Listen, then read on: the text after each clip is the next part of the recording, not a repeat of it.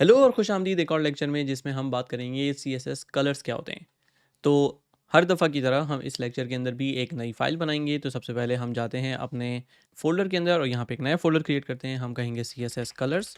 इसके अंदर हम एक न्यू index.html बनाएंगे। तो index.html हम इसके अंदर एक फ़ाइल भी क्रिएट करेंगे जिसको हम कहेंगे main.css और फिर हम इसके अंदर HTML जनरेट करेंगे। तो एक्सक्लेमेशन दबा के एंटर कीजिए, आपके पास एक सिंपल सा HTML का कंटेंट आ जाएगा। यहाँ हम कहेंगे CSS कलर्स, ये टाइटल हो जाएगा।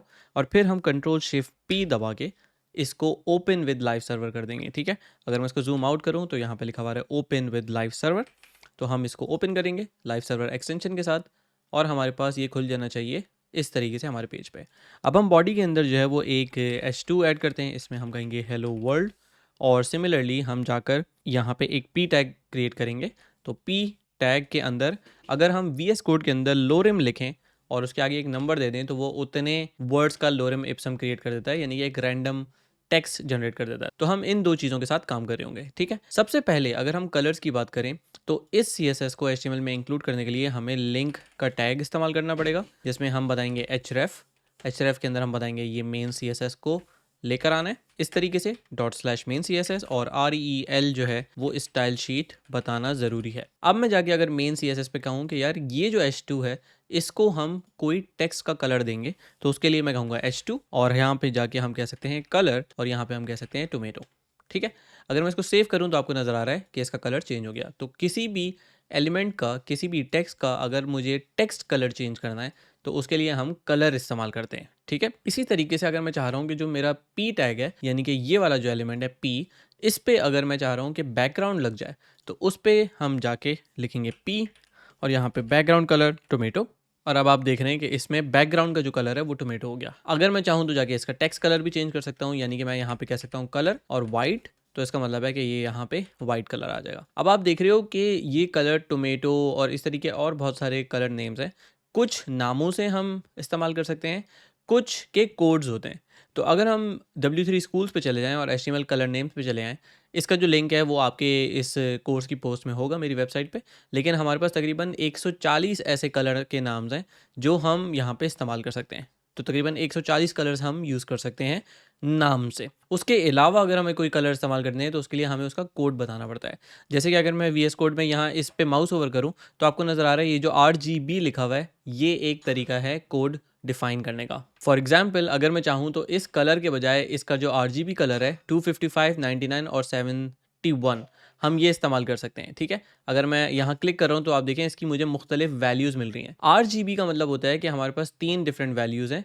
पहली है रेड, दूसरी है ग्रीन और तीसरी है ब्लू। इसमें 0 से लेकर 255 तक की वैल्यूज़ पॉसिबल हैं। जैसे कि अगर मैं जाके यहाँ पे 0 और इसको भी मैं कर दूँ 0 और इसको भी मैं कर दूँ 0 तो ये ब्लैक बन जाता है। अगर मैं इसको 255, 255 और 255 करूँ तो ये वाइट बन जाता है। और अगर मैं किसी एक कलर को जो है वो रखूँ, फॉर एग्जाम्पल 255, बाकी 0 रखना स्टार्ट कर दूँ तो वो कलर बन जाएगा। जैसे RGB में से R को अगर आप 255 कर दें बाकी 0 तो ये रेड हो जाएगा। अगर आप ग्रीन को 255 कर देंगे और इसको 0 कर देंगे तो ये ग्रीन हो जाएगा और सिमिलरली ब्लू हो जाएगा। ये एक तरीका है। एक और तरीका ये है कि अगर फॉर एग्जांपल मैं टोमेटो ले लूँ जो कि हमारा पहले कलर था ये, लेकिन अगर मैं इसके बजाय लेट से बैकग्राउंड पे जाता हूँ और मैं बैकग्राउंड पे सेम कलर इस्तेमाल करता हूँ, लेकिन अगर मैं RGB के बजाय RGBA इस्तेमाल करूँ तो मेरे पास एक और ऑप्शन ये आ जाता है कि मैं एक चौथी चीज़ यहाँ पे इस्तेमाल करूँ जिसको हम कहते हैं अल्फ़ा। अल्फ़ा ये बताता है कि जो भी कलर है वो कितना ट्रांसपेरेंट है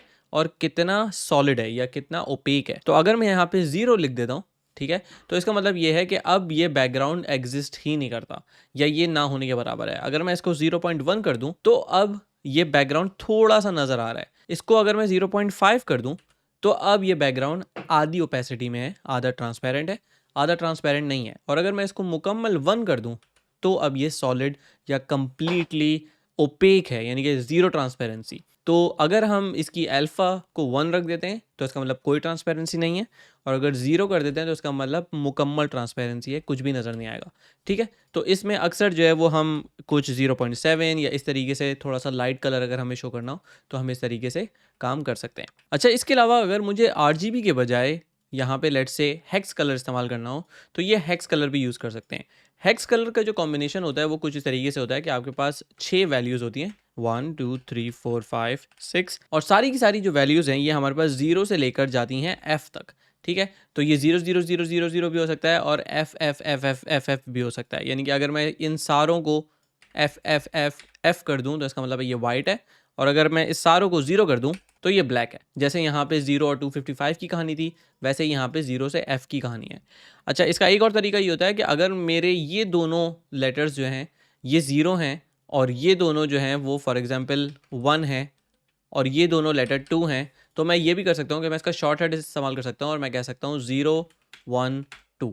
ये और जो दूसरा कलर है वो सेम ही बात हो जाती है। इसी तरीके से अगर मैं F F F F F F कह रहा हूँ तो इसका मतलब है ये 6 के 6 एफ हैं, लेकिन मैं इसको शॉर्ट करके 3 एफ लिखूंगा तो भी वाइट है।